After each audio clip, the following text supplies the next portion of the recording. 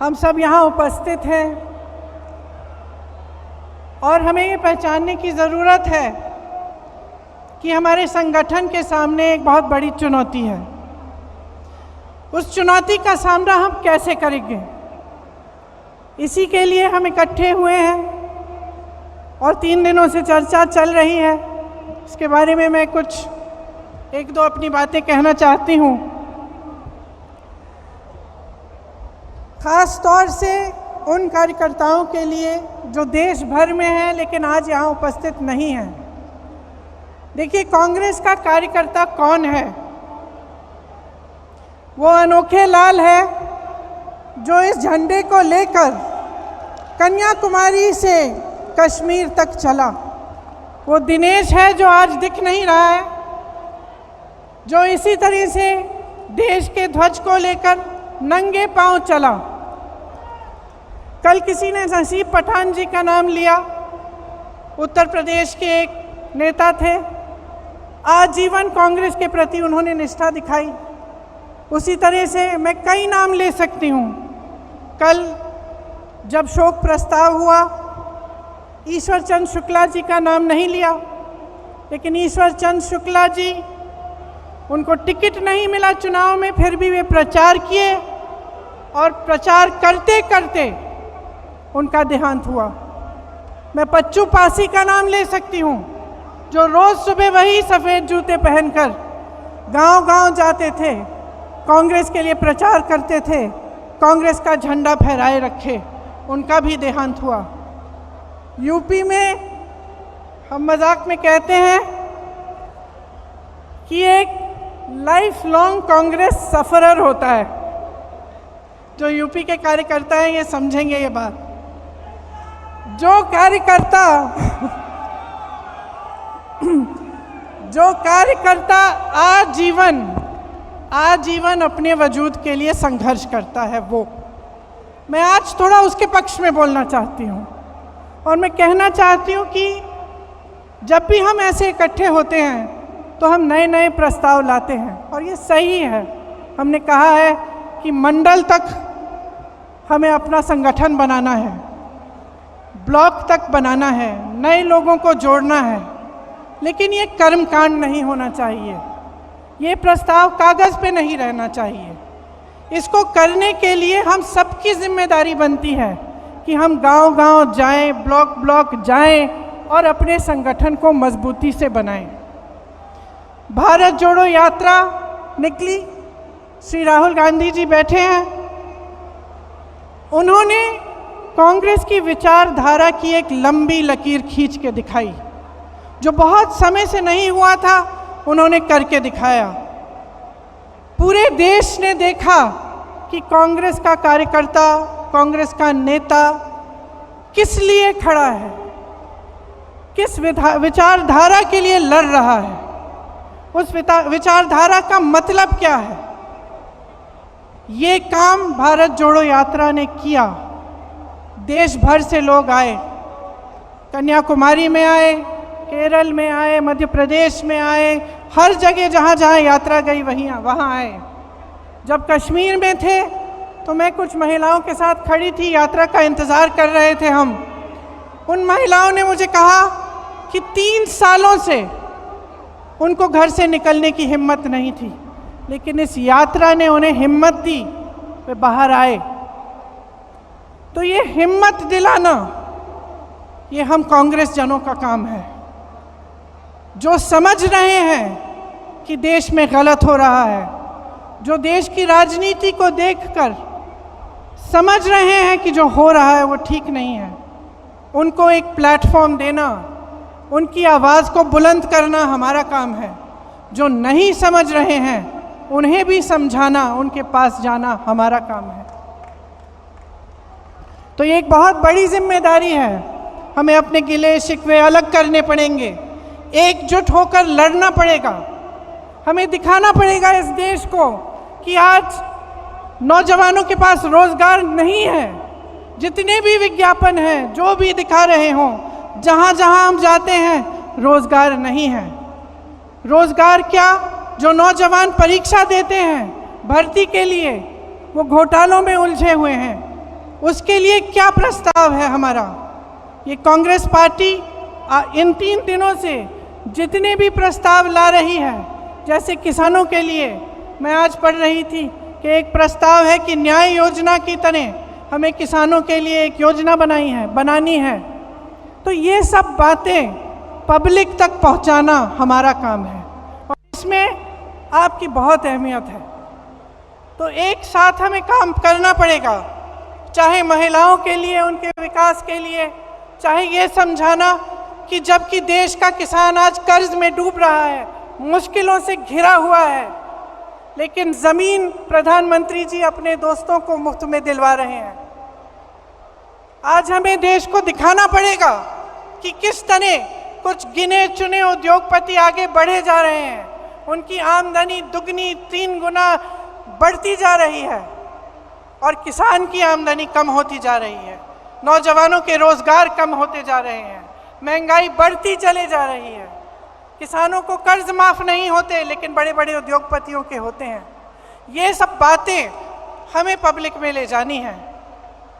अब हमारे पास सिर्फ 1 साल बचता है, हमसे उम्मीदें हैं। ये उम्मीद है कि हम एकजुट हों, कि जितनी भी पार्टियां हैं, जितने भी दल हैं, जितने भी लोग हैं जिनकी विचारधारा इनसे विपरीत है, वो आगे आए, एकजुट होकर लड़ें। सबसे उम्मीद है, लेकिन सबसे ज्यादा उम्मीद कांग्रेस पार्टी से है आज। और मैं जानती हूं कि हम इस उम्मीद पर खरे उतर सकते हैं कि आपकी मेहनत से, हमारी मेहनत से, हमारी एकजुटता से, हमारे समर्पण से और अपने संविधान के प्रति हमारी निष्ठा से हम सब इस काम को करके दिखा सकते हैं। तो आज जब आप यहाँ से जाएंगे, घर घर जाएंगे, अपने अपने क्षेत्र में जाएंगे, तो आप नए लोगों को जोड़िए। नए लोग जुड़ते कैसे हैं?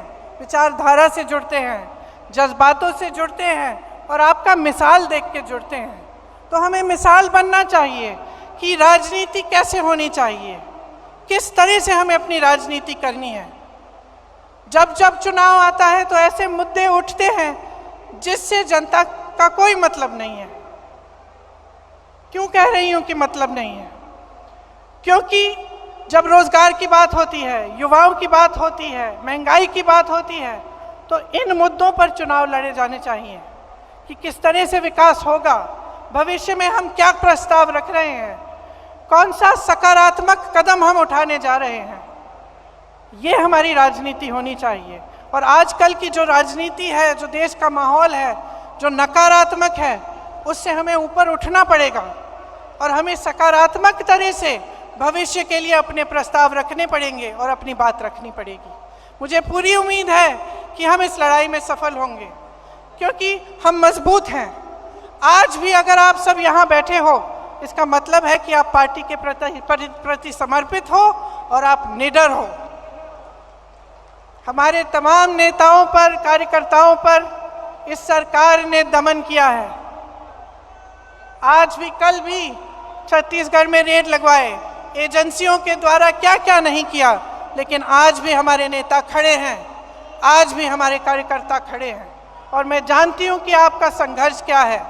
अगर हमें पूछताछ के लिए 2 दिन के लिए बुलाया जाता है तो आपको जेल में महीनों के लिए रखा जाता है।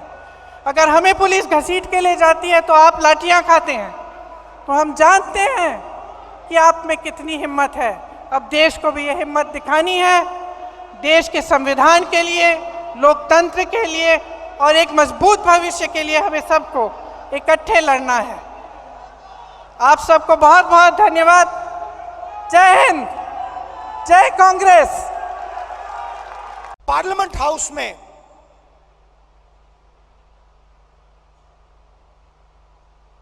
मैंने एक उद्योगपति पे आक्रमण किया, अदानी जी पे मैंने आक्रमण किया। मैंने कहा कि अदानी जी 609 नंबर से दूसरे नंबर तक कैसे पहुंचे। आपकी जो फॉरेन पॉलिसी बनती है, चाहे वो बांग्लादेश हो, चाहे वो इजराइल हो, ऑस्ट्रेलिया हो, श्रीलंका हो, सब जगह उनको फायदा मिलता है। इजराइल में सारे के सारे डिफेंस के कॉन्ट्रैक्ट मिल गए। श्रीलंका में एक व्यक्ति कहता है कि राजापाक्सा जी ने उन्हें कहा कि नरेंद्र मोदी जी ने दबाव डालकर अदानी जी को कॉन्ट्रैक्ट दिलवाया। तो मैंने सिर्फ एक सवाल पूछा, नरेंद्र मोदी जी आपका अदानी जी से रिश्ता क्या है? मैंने और कुछ नहीं कहा, मैंने सिर्फ सवाल पूछा, भैया बता दो रिश्ता क्या है। और मैंने ऐसे फोटो दिखाई, उसमें नरेंद्र मोदी जी ऐसे बैठे हैं। नरेंद्र मोदी जी अदानी जी के हवाई जहाज में रिलैक्स करते हुए दिख रहे हैं। तो मैंने पूछा भैया बता दीजिए रिश्ता क्या है। अब आपने नोटिस किया होगा कि पूरी की पूरी सरकार, सारे के सारे मंत्री अदानी जी की रक्षा करने लग गए।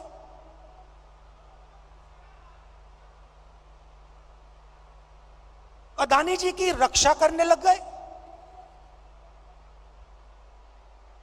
कहते हैं जो अदानी जी पे आक्रमण करता है वो देशद्रोही है। मतलब अदानी जी देश के सबसे बड़े देशभक्त बन गए। और बीजेपी और आरएसएस इस व्यक्ति की रक्षा कर रही है। सवाल यह उठता है रक्षा क्यों कर रही है? क्या है इस अदानी में जो बीजेपी और आरएसएस को, सब मंत्रियों को इसकी रक्षा करने की जरूरत पड़ रही है?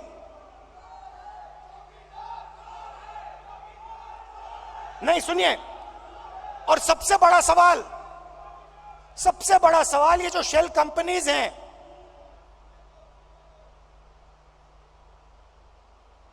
जो हजारों करोड़ रुपया हिंदुस्तान भेज रही हैं, ये किसकी हैं? इसमें किसका पैसा है? अदानी जी डिफेंस इंडस्ट्री में काम करते हैं। डिफेंस इंडस्ट्री में काम करते हैं और हिंदुस्तान की सरकार को यह भी नहीं मालूम कि अदानी जी की शेल कंपनी है बाहर। इसमें इन्वेस्टिगेशन क्यों नहीं हो रहा? जेपीसी क्यों नहीं हो रही? डिफेंस का मामला है, देश की रक्षा का मामला है, पता तो लगाना चाहिए ये पैसा किसका है, शेल कंपनीज किसकी हैं, मगर नहीं।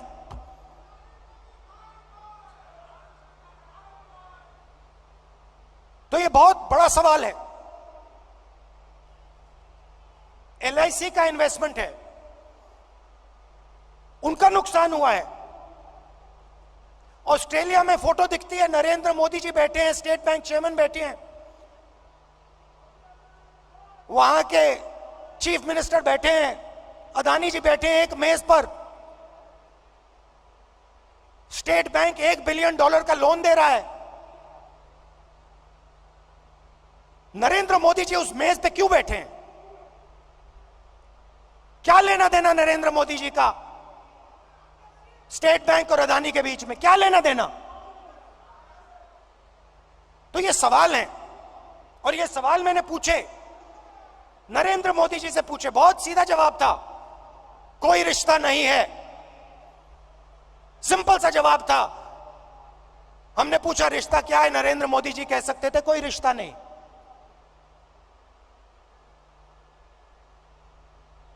मगर रिश्ता है।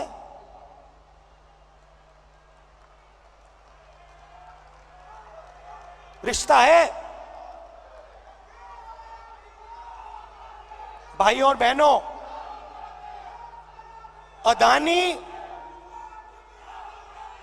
अदानी जी और मोदी जी एक हैं।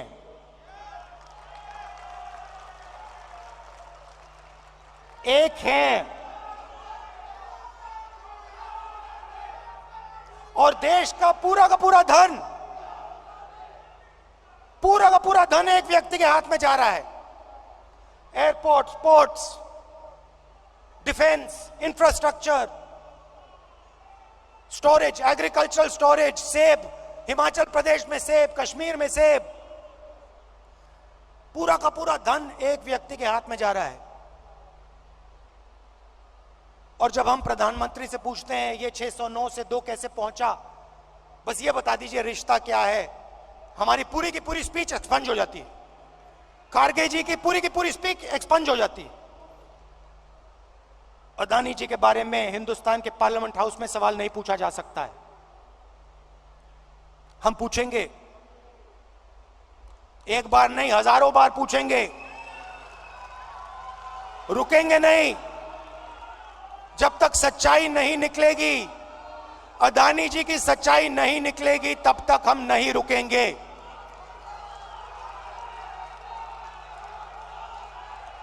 क्योंकि और इसका एक कारण है भाई और बहनों, और खास तौर से जो लोग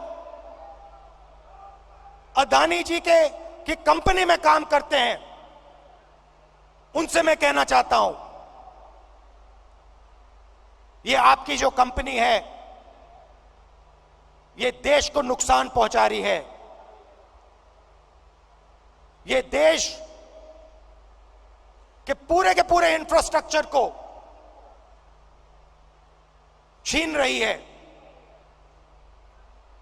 भाइयों और बहनों, याद रखिए, आजादी की लड़ाई भी ईस्ट इंडिया कंपनी के खिलाफ हुई थी। वो भी एक कंपनी थी। उस कंपनी ने भी हिंदुस्तान का सारा धन, सारा इंफ्रास्ट्रक्चर,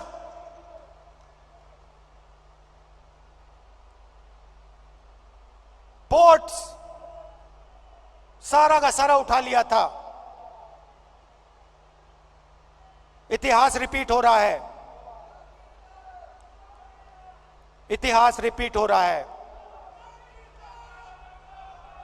ये देश के खिलाफ काम हो रहा है, और अगर देश के खिलाफ काम होगा तो कांग्रेस पार्टी खड़ी हो जाएगी, लड़ जाएगी।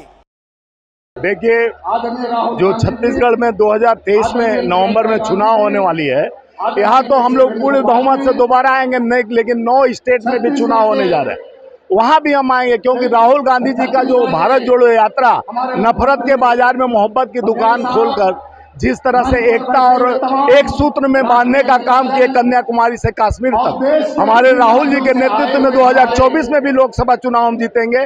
जिस तरह से परिकल्पना करके भारतीय जनता पार्टी निरंतर धोखा जुमला फेंकते हुए आया है, जिस तरह से रोजगार के नाम पर, काले धन के नाम पर महंगाई की भरमार कर दिया। 15 लाख खाते का नाम पर आया था, गैस का भाव 1100, और जात पात धर्म की राजनीति कर रही थी। और एक कांग्रेस एक 37-38 साल पुरानी पार्टी है, न जात धर्म पे राजनीति नहीं करती है।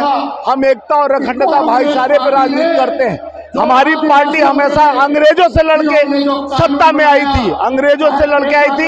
एक काले अंग्रेज जो है, जो देश को लूट रहे हैं, बड़े पूंजीपतियों अडानी जैसे को, जो 609 नंबर पे था, जिसको तीसरे स्थान पर पहुंचाने का काम मोदी सरकार किया।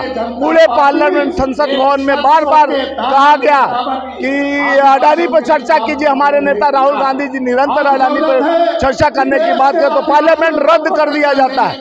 यहाँ आम जनता गरीब की बात नहीं होती है, यहाँ नफरत की बात होती है। नेशनल चैनलों पर निरंतर बाबाओं को दिखाया जाता है, धर्म को लाया जाता है। क्यों? राजनीति ध्रुवीकरण करने के लिए भारतीय जनता पार्टी जब से आई है, गरीबों पर अत्याचार हो रहा है, मजदूरों पे अत्याचार हो रहा है। किसान 700 किसान शहादत दिए, किसान शहादत के बाद भी MSP लागू नहीं। एक छत्तीसगढ़ सरकार में 2500 रुपये क्विंटल का धान और किसानों का लोन माफ चल रहा है। लेकिन और भाजपा के सरकार में जिस तरह से दुगनी आय की बात कहा के आई थी, आज तक दुगनी आय नहीं हुआ, नौकरी नहीं मिला, 22 करोड़ युवा बेरोजगार है। वो सरकार जुमलों और झूठों की है। कांग्रेस संकल्प में, महाअधिवेशन में जनता की बात होगी, विश्वास की बात होगी, एकता की बात होगी, और हम जो भाईचारे हमारा खो गया है, जोड़ने की बात होगी। राहुल जी के नेतृत्व में जोड़ने का जो बिगुल उठ चुका है, पूरे देश में ये बिगुल बजेगी। मैं स्वामीनाथ जायसवाल, भारतीय राष्ट्रीय मजदूर कांग्रेस का राष्ट्रीय अध्यक्ष।